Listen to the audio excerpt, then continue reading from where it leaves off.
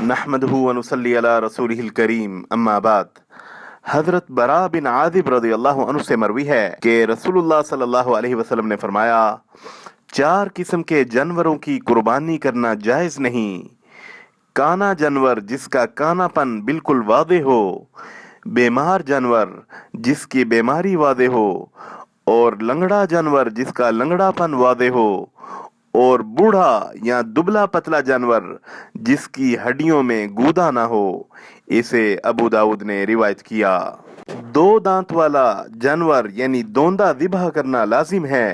اگر 2 دانت والا جانور نہ ملے تو پھر 2 دانتوں سے کم عمر والی بھیڑ یا دمبا ذبح کرنے کی رخصت سنت سے ثابت ہے۔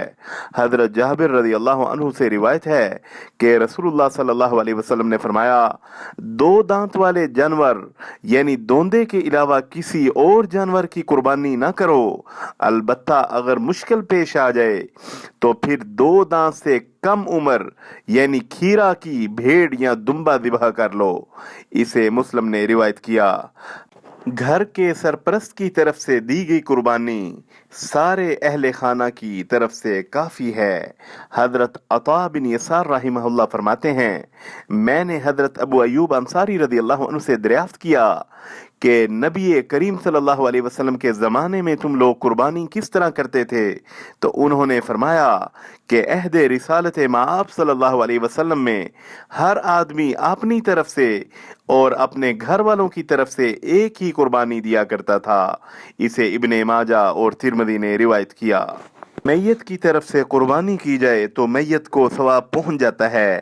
حضرت عائشہ اور حضرت ابو ہریرہ رضی اللہ عنہما سے مروی ہے کہ نبی صلی اللہ علیہ وسلم جب قربانی کا ارادہ فرماتے تو 2 مینڈے خریدتے، موٹے تازے سینگ والے، چت کبرے اور خصی۔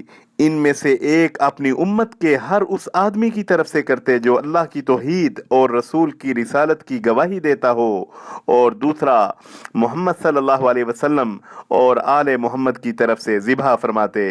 اسے ابن ماجہ نے روایت کیا۔ وصلی اللہ علی النبی الکریم۔